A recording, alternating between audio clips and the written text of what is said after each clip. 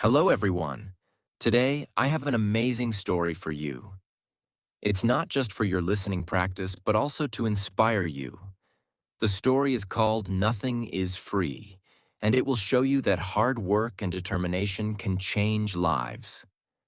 There was a young man named Leo, 20 years old, living in a small, quiet town surrounded by mountains.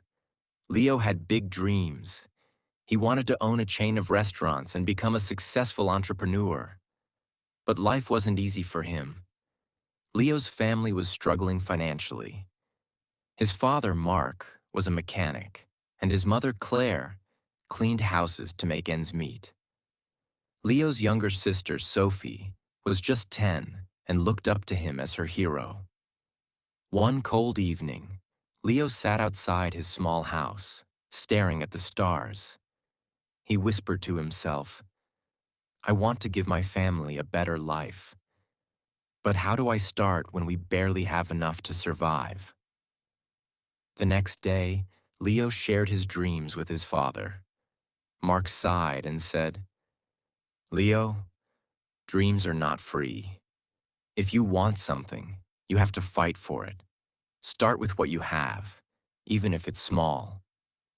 Leo thought deeply about his father's words. Then, an idea struck him. He noticed that in his town, people loved fresh bread but had to travel to a bakery far away. He decided to start selling fresh bread locally. But there was a problem. Leo had no money to buy the bread. He decided to take a chance and approach the bakery's owner, Mr. Anderson. Leo walked miles to meet Mr. Anderson, a grumpy old man who rarely trusted anyone. With confidence, Leo said, "Mr. Anderson, I want to sell your bread in my town, but I don't have money to buy it up front. Can you trust me for 1 week? I will sell the bread, return your money, and keep a small profit." Mr. Anderson raised an eyebrow. "And why should I trust you, young man?" he asked. Leo replied firmly, "Because I am determined, and I will work hard to prove myself." After a long pause, Mr. Anderson said, "All right, I'll give you bread for 1 week.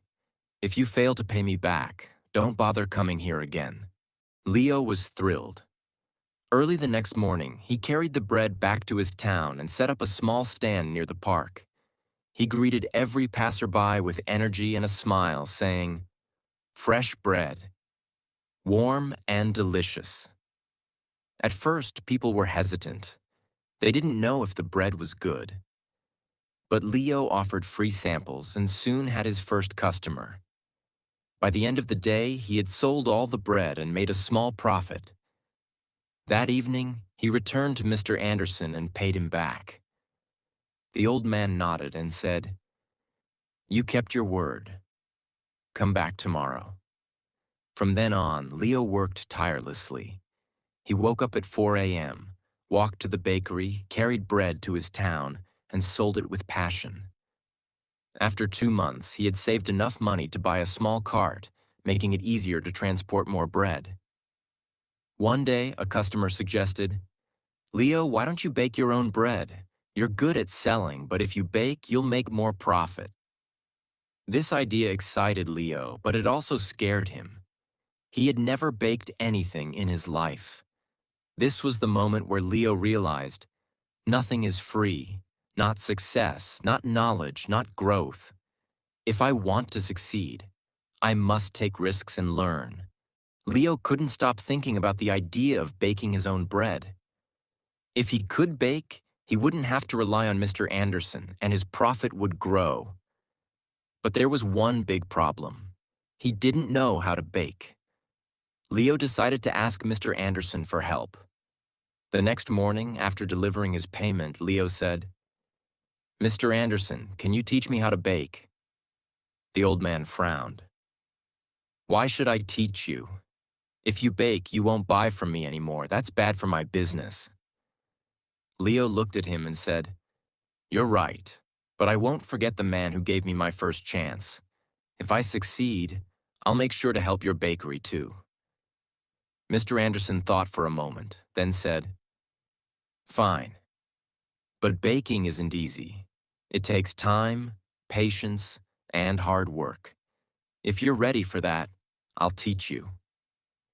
The lessons began early the next morning. Leo arrived at the bakery at 3 a.m. before the sun was up.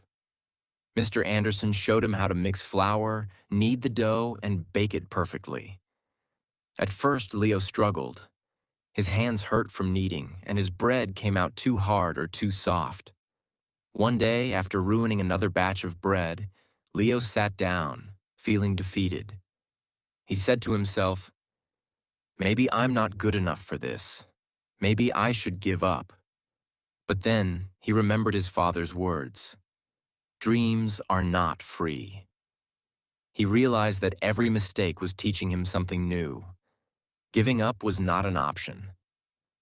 The next day, Leo went back to the bakery with even more determination. He practiced every single step carefully. Slowly, his bread started improving. After 2 weeks, Mr. Anderson handed him a loaf and said, "This is perfect, Leo. You're ready." Leo was overjoyed. He rented a small oven and began baking bread at home. His family was amazed by his hard work. Sophie, his little sister, helped him pack the bread, and his mother made tea for him while he worked late into the night. Soon, Leo wasn't just selling bread. He started making cookies and pastries too. People in the town loved his products. They said, "Leo's bread tastes better than anything we've had before." But success wasn't easy. One day, a new bakery opened in the town, run by a young man named Eric. Eric had a big, fancy shop with colorful signs and decorations. People were curious and started buying from him instead. Leo noticed his sales dropping. He felt scared. What if he lost everything he worked so hard for? But instead of panicking, Leo decided to improve. He listened to his customers and asked, "What do you like about Eric's bakery? What can I do better?" Some said, "Eric's shop looks clean and pretty." Others said, "His cakes have beautiful designs." Leo realized he needed to grow, not just as a baker, but as a businessman. Using his savings, Leo painted his cart, added bright decorations, and started offering free samples of his new pastries. He even learned how to decorate cakes by watching videos in the library. Slowly, customers returned to him. One evening, an elderly woman came to Leo and said, "I've seen many young men give up when times get hard, but you didn't. That's why we trust you." Her words filled Leo with pride. Months passed, and Leo's business grew. He saved enough money to rent a small shop. It wasn't as big as Eric's, but it was warm and welcoming. He named it Leo's Fresh Bakes. Every morning he woke up before sunrise, baked fresh bread, and opened his shop with a smile.